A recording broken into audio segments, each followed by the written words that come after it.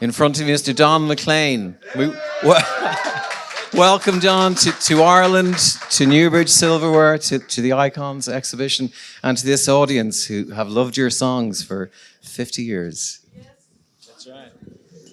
You have written songs that have gone into their hearts and have soundtracked their lives. And I know it means an awful lot to them to see you on the stage, doesn't it? Thank you very much. The song "The Mountains of Mourne," which I think I'm known for in Ireland almost as much as any other song, was put on an album called Playin' Favorites. It was the third or fourth record that I made in the 70s. I had gotten so tired of writing songs that I wanted to make an album of songs that I just liked. And so for the first time, Rolling Stone gave me a good review of this album, Playin' Favorites. And it was a nice record that everybody liked, but suddenly that particular track, The Mountains of Mourne, took off in Ireland. I think it became #1 and was played a lot on the radio. And then I played it many years ago, late night with Gay Byrne. Yeah. And people remember that. Yeah. To this day, I'm reminded and told about it. I can hardly remember it. But I liked him very much. He reminded me of one of the Irish Christian brothers I had in school. He must have been a nice one then, was he? Right. Well, I talked to you briefly yesterday in preparation for this, and I was telling you that you know I've written songs, and you immediately said to me your advice for songwriters was work harder, which I think is very good advice. What made you want to write songs in the first place? Well, what made me write songs was I loved songs. I collected songs. I was a magnet for learning songs. And then, you know, there came a point when I was in my late teens, I think, and I knew thousands of songs by this point. I just couldn't find one that would say what I wanted to say exactly. And so I started to try to write things. And most of the stuff came from my feelings about women. Okay. Love, you know. And the other night at the Palladium, I don't know, I had a moment of clarity, and I said, you know, if you want to write songs, you have to fall in love. And I said, the first thing you do, you see the person that suddenly you're smitten, you see her, that's a song. Then you meet her, you shake her hand, that's a song. You know, you've heard, have you met Miss Jones? Have you heard that song? Someone said as we shook hands, she was just Miss Jones to me. And then you meet her, then you fall in love, another song. Then maybe you get married, or maybe you break up, that's 2 songs. Then you get married and you have children. Well, you have like a song like Kisses Sweeter Than Wine, you know, we raised the children and we did this, she worked and I worked and so on. Then the marriage gets old and tired and maybe you go to cheating, you know, and that's a song right there, let me tell you. That's an expensive song. And then you break up. And one day you still love her. And one day, maybe a year or 2 later, maybe it's your Christmas shopping. Maybe you even have a new girlfriend. That's a song. Suddenly you see her coming with her new man, and she's so happy. That's the toughest song of all. And then I sang Crying. Yay. Because there's so many songs about that. You know, you touch her arm, or she passes you by, or she takes your hand, you know. What's new? How's the world treating you? This kind of stuff. Oh, those are the toughest songs of all. Right. When you started writing songs, did you find it was difficult? It was something you really had to work at? Yes, it's difficult. I have been thinking about this, and I really enjoy the interviews now because I get to talk about some things that, you know, it's not just about this song or that song.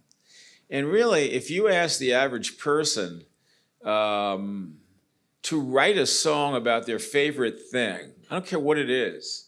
You know, Mickey Mouse, your dog, your wife, your child. They couldn't write a thing. So, you know, if you can just write a little bit, and you maybe can write a song that you don't think is very good, at least you're better than 99% of the people out there. And if you can do that, then you start working on it. You don't start already as an excellent songwriter. You work up to that. It takes years. You know, you start learning things about how to construct a song, when to end a song, you know, when it's not said what you want it to say. All these things are myriad things that you kind of have to learn about. I don't write hit songs. Hit songs are 3-minute songs. They used to be anyway. And there was a way of doing that. And people like Neil Diamond and Neil Sedaka and Paul Simon and Carole King, these were professional songwriters. And then they were swept up into the 60s and out of that professional songwriting bag and into more personal expression. I didn't know any better. That's how I started. I started writing about things that were inside of me. And I didn't care really whether anybody liked it or not. I was trying to express these feelings that I had. And the first album, Tapestry, was you know, the hardest one to get out because it was all different songs on there. 70, I read 72 different record companies turned that down. It's in the Wikipedia. That's too many. I don't think there were that many record companies. It's good. It seemed like every record company that there was turned it down. Right. It seemed that way. That didn't. Well, obviously, it had to knock you back. What's that? It knocked you back. It didn't make you think maybe I shouldn't do this. I didn't have anything else to live for but my music. I mean, I really didn't. Honest to God, I love Paris. She's my girl. We've been together for 7 years now, and I don't know what I'd do without her. But she puts up with me. I'm not the greatest person to be around sometimes, because I'm off on my own little world, songwriter world. Yeah, I guess. I don't know, but there's a lot of interior things. I think it was more like therapy for me or something. Right. I was my own therapist. So you were going to do it regardless. With that? You were going to do it regardless of whether it got refused by other labels. You were going to stick at it, basically. That Perry Como had "And I Love You So," which was beautiful. Was that a shot in the arm? Did it make you think, I am good at this? I don't understand that question. When Perry Como had a hit with yeah. "And I Love Her So," yeah, did that give you more belief that I'm on the right track? Well, actually, I understand you better without the microphone because it's all very kind of garbled. But can you hear me without it? Yeah. Okay. Well, I'll use it. The song "And I Love You So" was on the first record that I made, and I actually got in the top 100. Which surprised me. I mean, I never thought about making hit records or anything like that.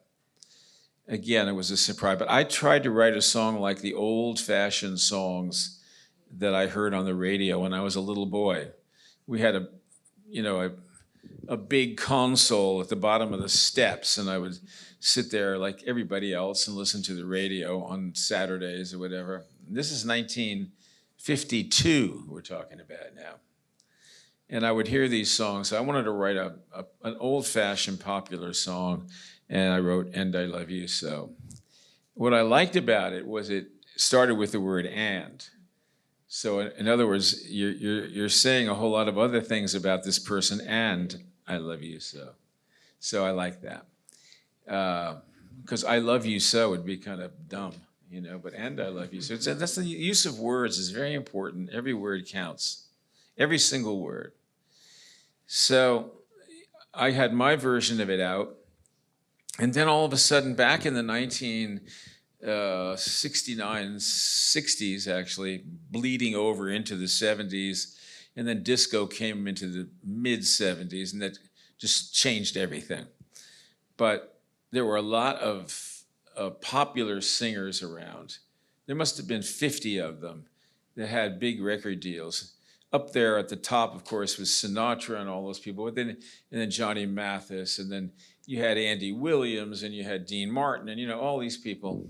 So if they got a good song, they would all record the song. And they had to come out with 3 albums a month in those days. And of course, they didn't write the songs. They would just sing the most popular songs that were around. So I got, dozens and dozens of recordings of this song, And I Love You So, that went from 70 to like 74. And then Como did it because of Chet Atkins, who I later got to know pretty well. And Chet liked me a lot and brought the song to Como and changed a couple of chords in the song. And Como had a million seller with it. So that was the peak, I thought. And then Elvis did it. And Elvis did it every night. The other night, I was looking at the last 2 shows that he sang, because I'm somewhat obsessed with Elvis in 1977.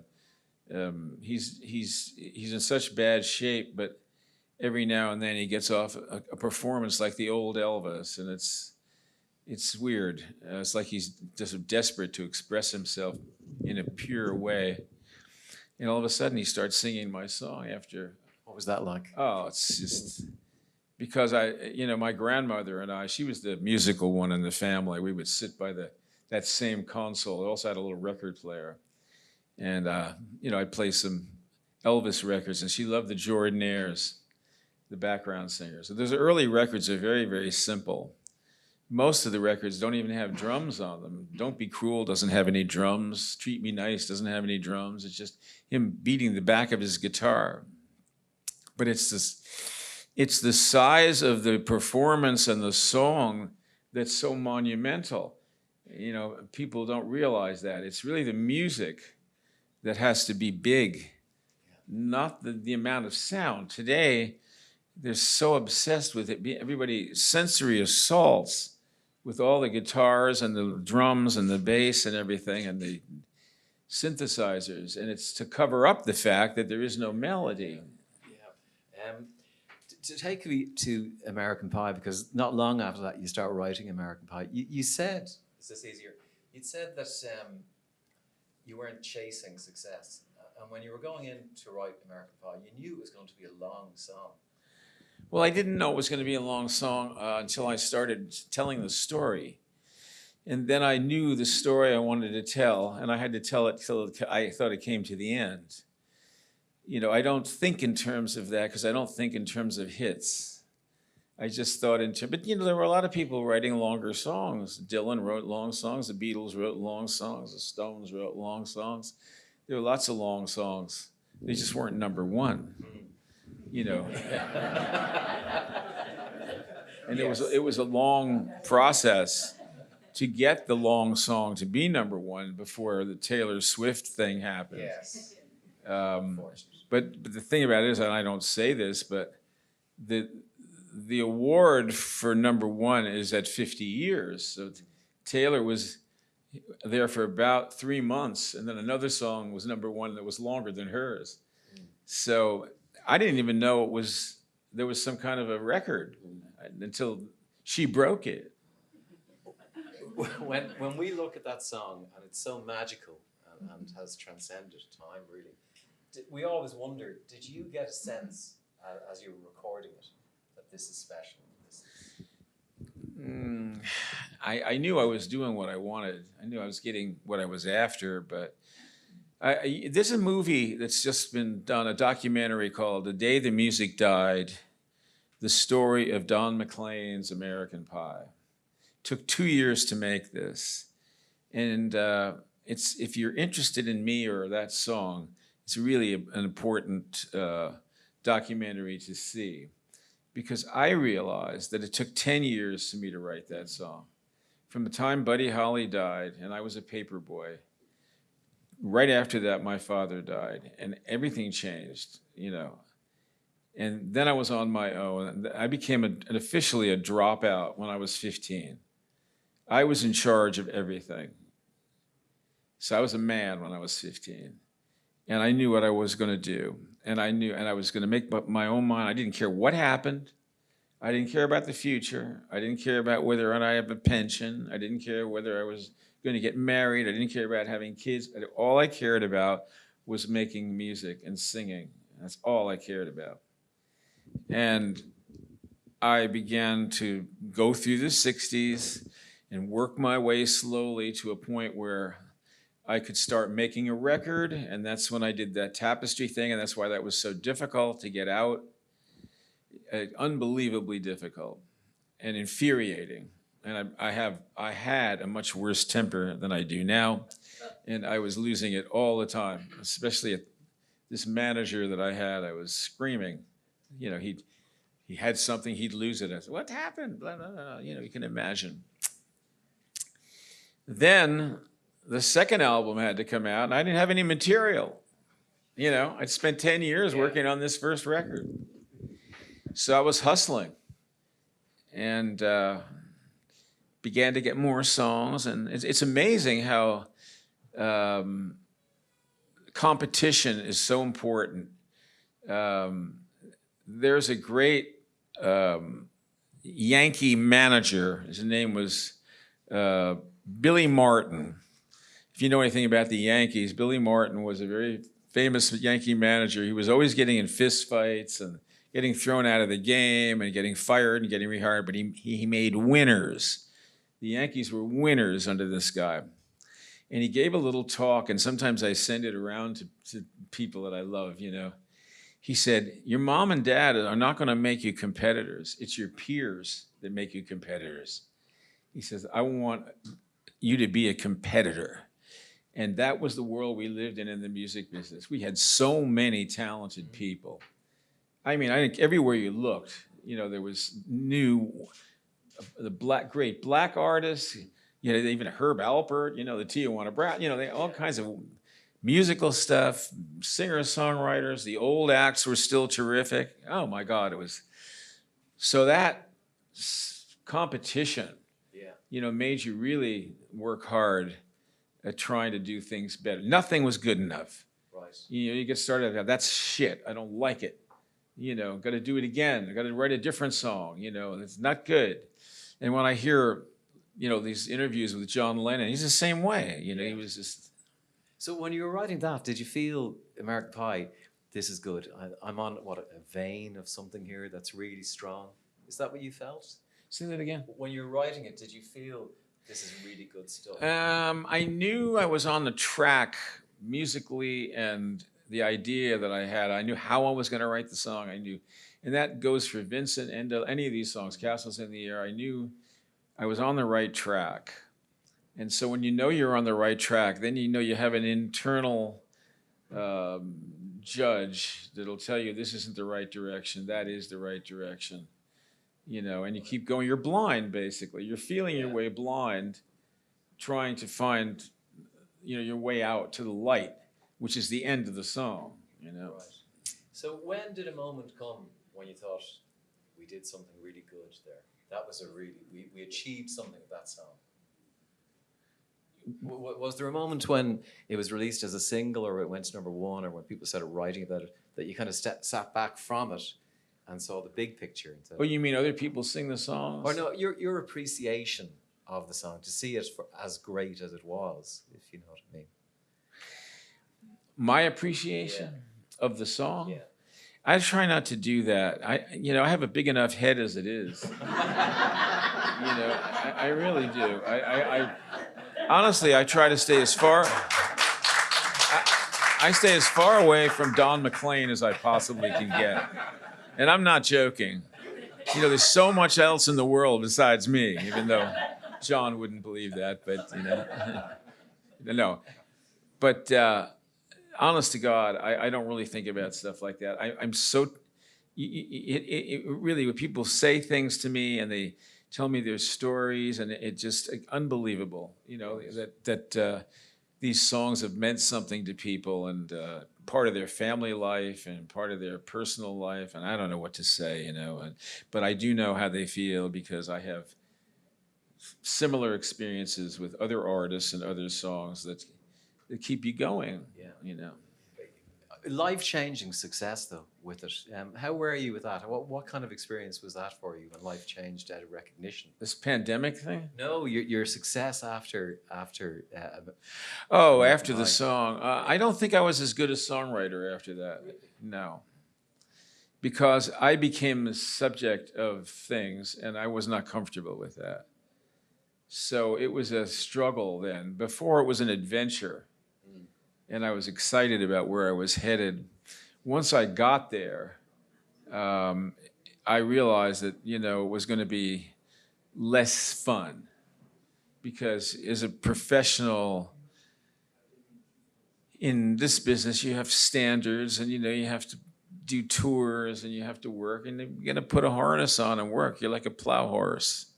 You pull a wagon with lots of people in it that want to fill the wagon with gold, And I didn't feel like doing that, So I don't think I was as inspired after that. But you still play gigs, and you still, I saw footage of the London Palladium, looked amazing, and you've done on Friday. Do you enjoy that? What do the songs mean to you now? Well, I'm loving now. I'm loving it a lot. First of all, I've outlived so many people that I knew Jim Croce in college. We went to the same college. He was 3 years older. He got started, he exploded out of the gate and died. 1973. Just all these years have gone by. Not a year goes by or a month goes by, I don't remember Jim. And sitting around in the college cafeteria, goofing off, and him being very funny and a nice person, but bad luck. There's a lot of luck. The Irish know about luck. Man, luck is that's it. If you don't have good luck, I don't care what else you have. You don't have it. And I've been very lucky. Very lucky. Just to start out looking the way I did, sounding the way I did, having the certain talents that I had were exactly for the right time. I was able to make a living, and I had the right mindset, for what I intended to do. I didn't, have any interest in looking back. Right. I left everybody behind, all my friends, everybody I ever knew. They went with their families and got their straight jobs, and you'd see them 2 or 3 years later, there was still a little something. 10 years later, 20 years later, there's nothing. They've gone off, and then you're still a free radical, rambling around in the system, making headlines with things you say or songs that you write or albums. You're doing things, That's great. We're with some of the stuff that's being auctioned.